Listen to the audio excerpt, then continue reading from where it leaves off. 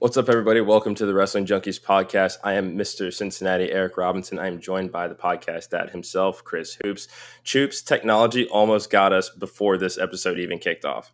Uh-oh. So yeah, it kicked us off of the live stream there for a second, but we are up back. and running again. So yeah, we're there. Good. We're back, guys. Everything's good. Yeah, no, it's totally fine. I think that technology is just a little upset that both of our teams won last night on Monday Night Football. What do you think about that? One a little bit more impressive than the other, but yes, both of the teams won last night. Hey, I got to get the dig in. I got to so determined not to be cool about this. That's fine. One's 3-0, one's 1-2. I remember my first. Okay, well, fine. We got our first win of the season, and you know what I attribute that win to? That belt, right there. Didn't you order it last week? I did order it last week. Okay, we needed a little bit of mojo, and guess what? We got that first W of the season. All right, whatever. Again, 3-0, 1-2. Have fun. Fine, whatever. Anyway, welcome to the Wrestling Junkies podcast. Thanks so much. If this is your first time, welcome to the channel. If this is not your first time, welcome back. We got a great show for you guys today. We've got a little bit to talk about when it comes to Monday Night Raw. A little bit of NXT preview. We don't want to give everything away for the NXT No Mercy preview show that we're going to be doing tomorrow night with the frat daddy, the PCW champion Bryce Cannon will be joining the show with us for that. So definitely pumped to see him. If you got any questions for us or for Bryce, hit that QR code, get our social media information, DM us, and let us know what you want to ask Bryce.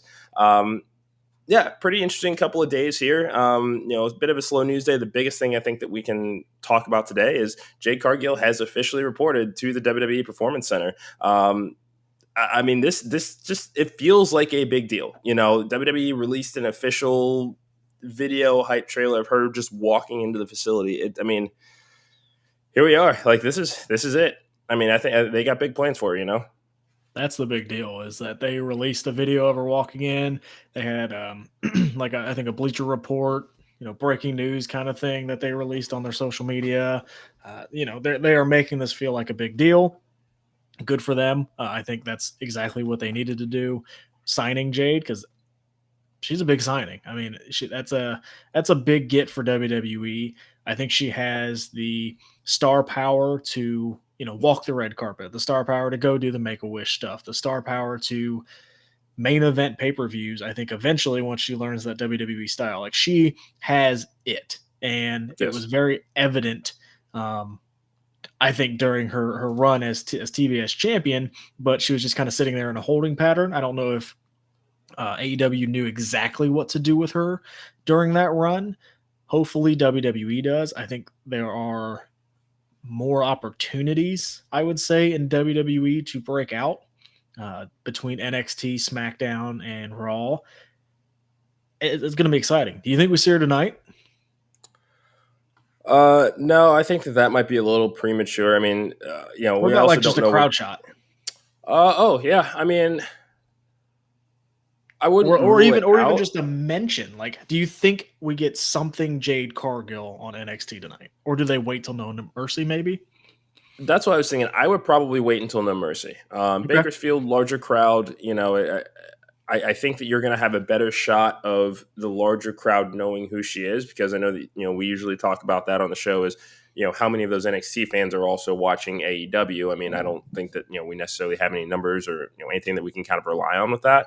But I do think with a larger crowd, it's much more likely that she'll get a larger reaction than if she just shows up, at PC. So I would save it for No Mercy, especially because we know we're going to see Becky Lynch. I mean, even if nothing happens other than a face-off between the two, or something where Becky gets the win, retains the title, and she's holding the belt over her head and happens to see Jade in the crowd, I would rather that there than on TV tonight. But that's just me.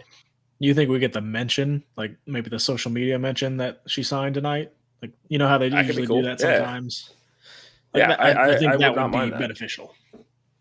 Yeah, no, absolutely. I mean, especially with a name like hers, it's just, you have to roll out the red carpet here, especially given the fact that there is a lot of star power that they have not been able to replace since Sasha Banks and Naomi left, and Jade Cargill fits that mold very, very well.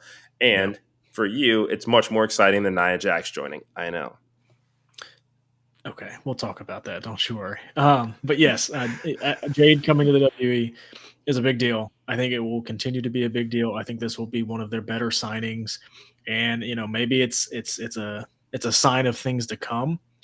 I know Ricky Starks has kind of been on their list as well, but maybe that kind of shows AEW talent. Like, hey, look how we booked Cody. Look how we've booked Jade. Like, does that give AEW talent go, okay, we can go over there and not be buried because we work for AEW. Yeah. This new regime, is this something that is now a viable option? And I don't have to re-sign with AEW because I'm terrified to go to WWE because I'll be buried. So it's going to be something interesting to watch. She's got endless feuds over here that would be fun. Like, I like your idea of her coming out and interrupting like a Tiffany Stratton promo and saying the real Barbie's here, that kind of stuff. Like, I think Yeah. that'd be cool. But it should be a good time, and I'm excited to see it. Yeah, for sure. And I mean, it's funny that well, I won't say funny, but just kind of to your point of whether superstars should be worried about transitioning from AEW to WWE. Brian Pillman Jr. We still haven't seen him on TV yet. Yeah. So it may not be the same for everybody involved. I mean, it just depends on kind of what the name is Yeah, and the star power. that would be kind of where I throw that flag up. Like, Sure. Brian Pillman Jr. isn't the biggest name in the world, and he wasn't. And maybe he's getting into that WWE system, and I mean, he was pretty green, so maybe he's getting into that system and working. I think we see him soon. I don't see any reason not to, but Yeah. I think Jade and Brian Pillman Jr. Jade's up here and Pillman's kind of down here. I mean, he wasn't even getting a ton of Sure. TV time on AEW, so. Yeah, no, I know that, but just to your point of, I don't necessarily think that everybody's going to have that same experience coming from AEW to WWE just because, contract expired a couple of months ago. We've heard that he's reported. I mean, I'm pretty sure he already lives down in that area anyway, so it is surprising that he hasn't shown up yet, but who knows? And, No Mercy could be an opportunity, and there might be some surprises in store, but, who knows? Yeah, I think once there might be a few call-ups, I think we'll probably see Brian Pillman Jr. to kind of fill that void of a call-up. Sure. Yeah. I mean, it'd be nice. It'd be good to see him on TV again, You also said it would be cool to see Jade and in the crowd and Becky kind of do a little wink and nod over there. Becky's got to get past Tegan Knox. She does. Yeah, dude, I love that they have incorporated this into a story. As far as Tegan Knox not being able to get the opportunity last week to have the open challenge for the NXT Championship, management made the call to reward Natalya with that, which is fine. I mean, that really shouldn't surprise anybody that she gets that that place on the roster. But I very much enjoy that they've gotten very meta and are just owning up to what actually happened. And I think it makes a great story out of it because we are clamoring for these women to be used on television. And I mean, this was a perfect opportunity for Tegan Knox. Hopefully her match with Becky is a little bit longer because this was about 2 minutes, but you know, they're using other women. I like it. I'm not going to complain too much about it. I will complain about the Nia Jax promo because it sucked. So I need you to fill me in on that. Here's why. So I did attempt to watch Raw today. It's on Hulu, so it's I got the next day air, but I didn't realize that they cut out a lot of stuff. So as I'm going back and getting the match results, I didn't realize that there was something that I missed from Nia Jax and had the match with Zoe Stark. So if you could fill me in on this, you can kind of give me your thoughts on what had to happen so far. Sorry about that, folks. Technology. Yeah, she cut a promo. It was as stiff as any other Nia Jax promo you've ever heard. It wasn't very good. I'm here, what did she say? I can't even remember what she said. That's how, not great it was. I think she said I'm the most dominant human on the roster or something. Kind of blurring that line of, I'm better than all the men, I'm better than all the women. And then she squashed. No, and then she squashed Zoe, which why are we sacrificing Zoe Stark? Is Shayna Baszler going to be next? They're building her up to face Rhea. Rhea's going to beat her, and then I don't know what she does afterwards. That's my whole reason why I didn't like the return, because she's not going to beat Rhea. No. And then what do you do afterwards? And it seems like you're sacrificing a Zoe Stark. You're going to sacrifice a Shayna Baszler, a Piper Niven, who I think would be much better in that spot, in that role anyway. But yeah, it was just like, it wasn't the follow up that I wanted. Rhea's still not back. She's in Australia, guys. She's not hurt, but she's still not back, selling the injury. And this is just not the build that I thought we were going to get with this. And, it just kind of seems like lazy booking. Yeah, I mean,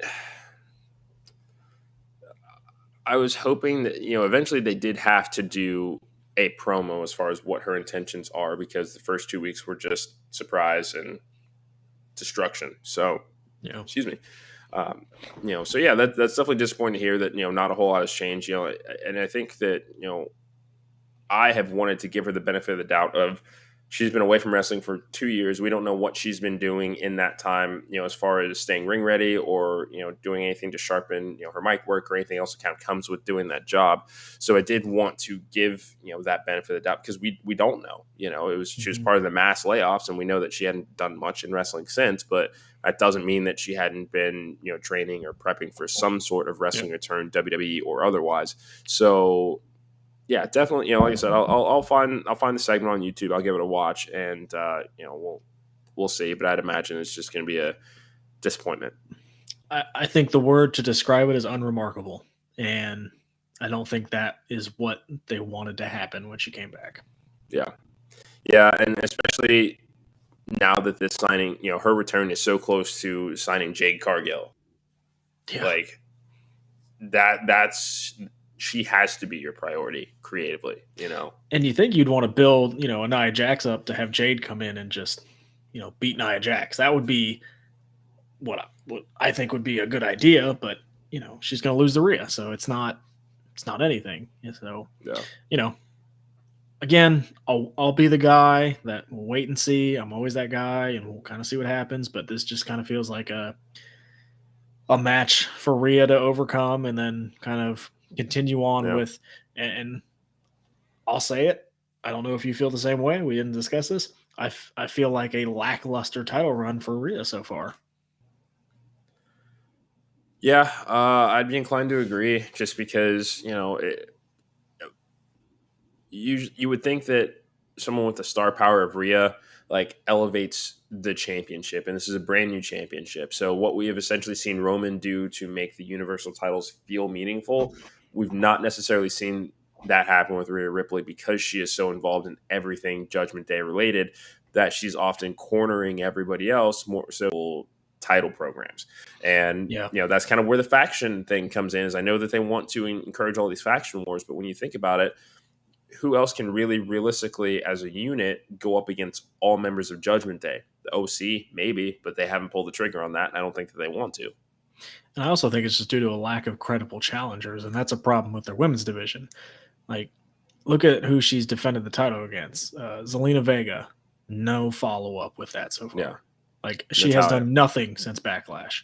Natalya, who gets a title shot just for showing up, apparently. Hey, Raquel, she won 2 matches in 1 day in India. Great. Raquel, again, someone that they just kind of did a hot shot with, and not much going on. I think they did one in NXT. I don't know if she defended it, but it was a Valkyria. I think Valkyria would be awesome on the main roster, but she already beat her, so it's not like there's not a lot there. I just think the challenger so far has just been not great, and Liv Morgan was supposed to be on that list, and but things happen. You got to move around it, and Rhea wasn't on SummerSlam. Rhea, hasn't been on the bigger shows. So I mean, at this point, we don't even know if she's going to have anything for Fastlane. They certainly haven't announced anything yet. If she's selling the ribbon. They haven't announced anything. 2 matches. Say anything. That's something. That's a good transition. What did they announce last night? So it looks like we have Shinsuke Nakamura taking on Seth Rollins for the World Heavyweight Championship in a last man standing match. And I know that you have some thoughts, Podcast Dad, about the build to this particular match and how we've gotten here. And doesn't sound like you're a fan. So enlighten us. Yeah, I mean, I still think the promos from Shinsuke have been good, like the subtitles and all that good stuff. I think that's been good. Seth's overacting has been a little. Oh, it's been a lot actually. But that's not his forte. Like he's a great wrestler. That's that's his job. He's a great wrestler. But like the acting hasn't been great.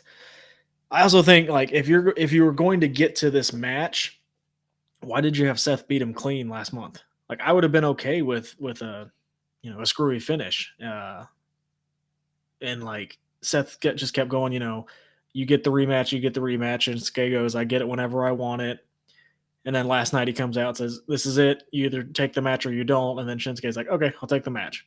Like logically, like, and I know I'm putting logic into wrestling, and I'm sorry, but logically, why wouldn't Seth just say that after the first week? Like, stop messing with me. Let's just do this. And like, mute, mute.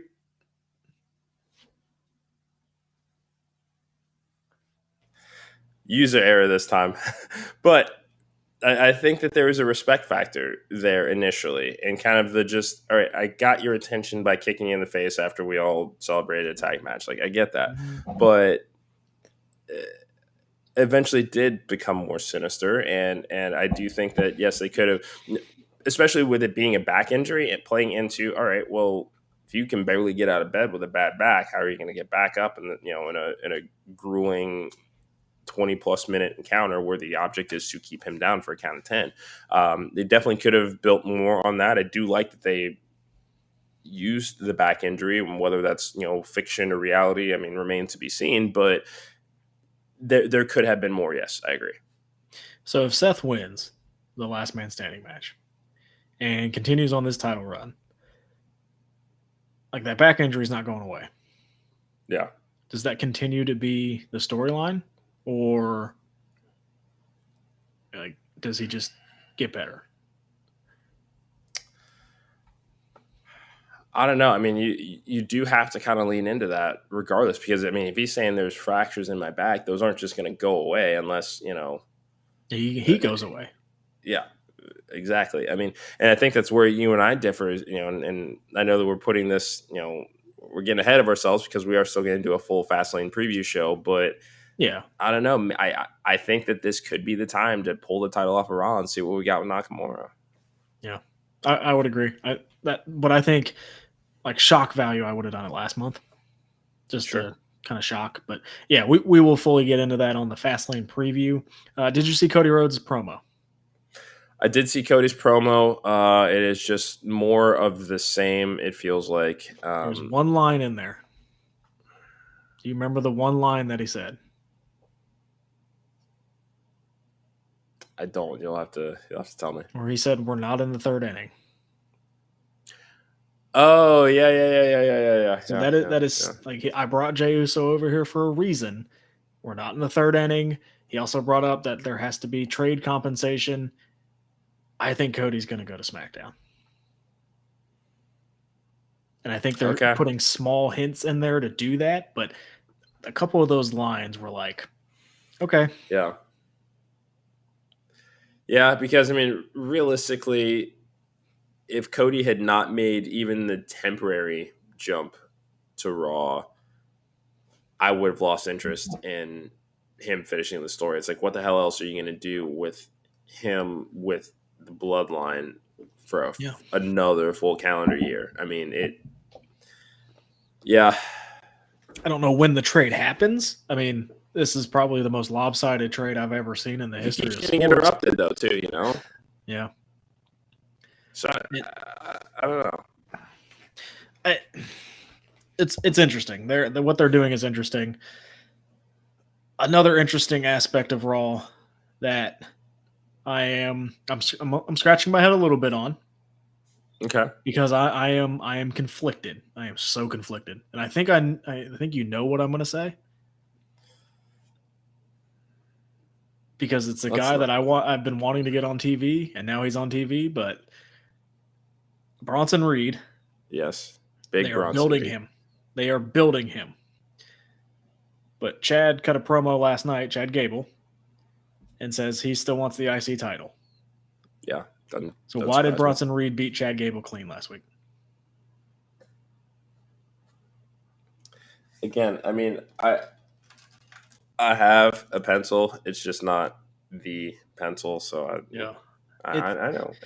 It's confusing because they have seemed, again, to lose some momentum with a very hot baby face in Chad Gable. And, yeah, like, I don't know. Like, the follow-up stuff with Gable hasn't been the best since he lost, and it worries me a little bit that maybe they're moving on.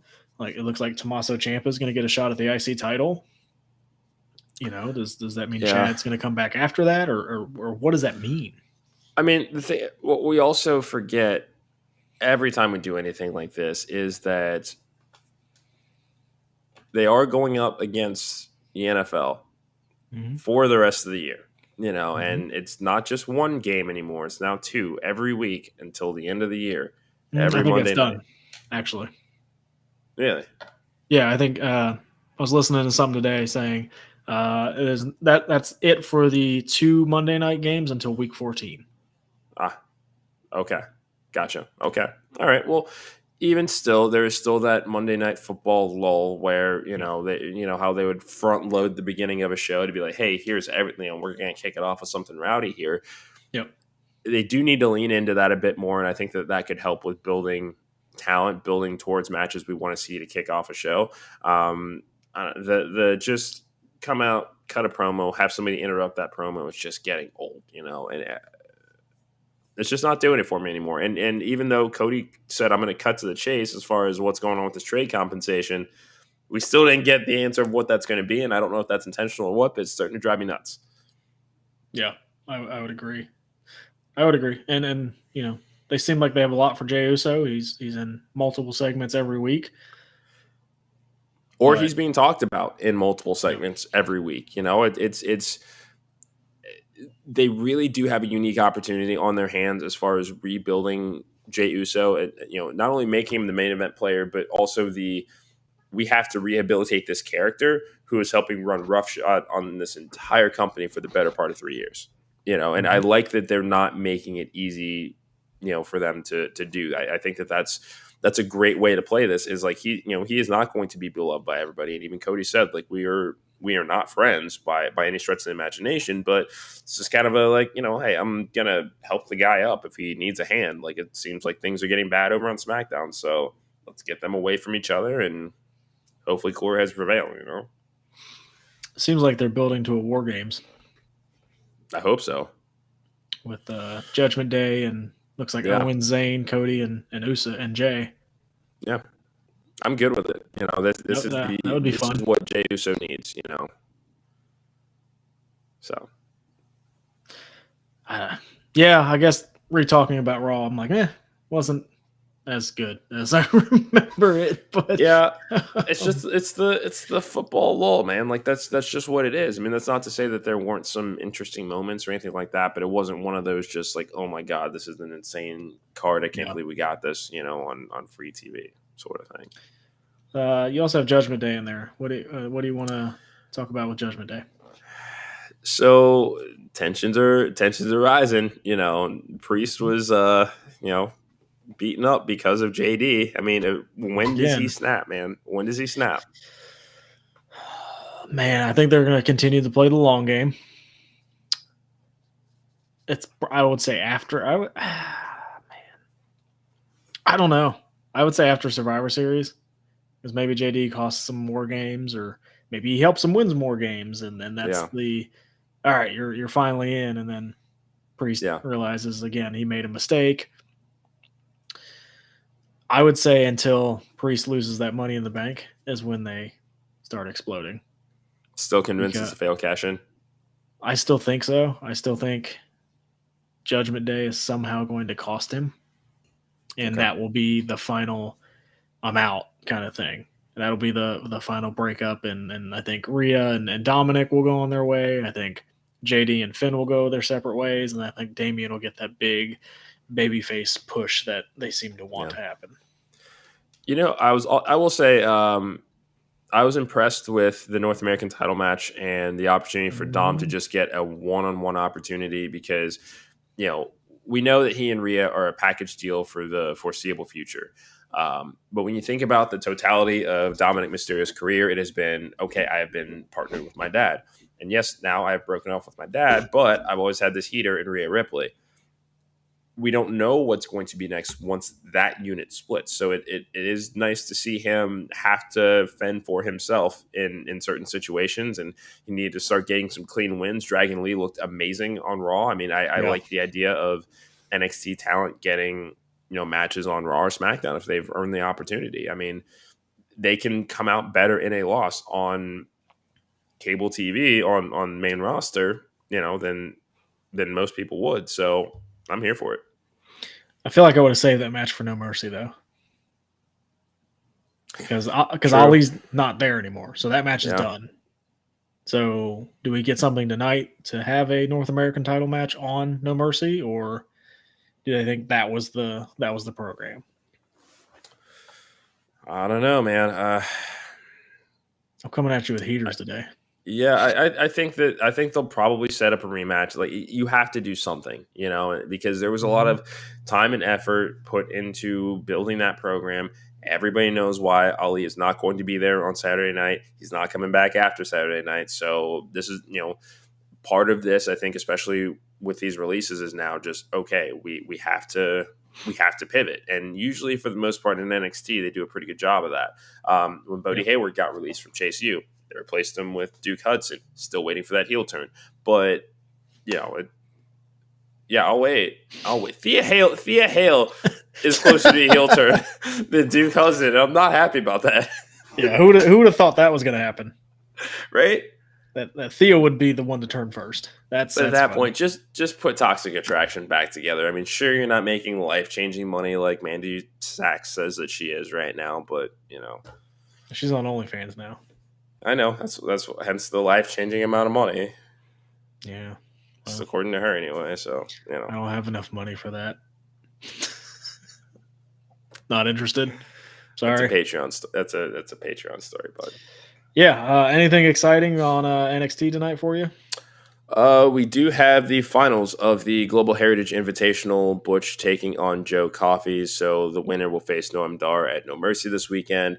I'd imagine Butch has to be Butch Noam Dar. That's just a money match I got right there, and it's good to see Pete Dunne finally getting to shine again. I know. Finally, he will always be Pete Dunne to us. But yeah, no, I think that we are in for seriously. Too much talent. And with everything that Noam Dar is doing with the Heritage Cup and Metaphor, which I was super, I was not high on them at all.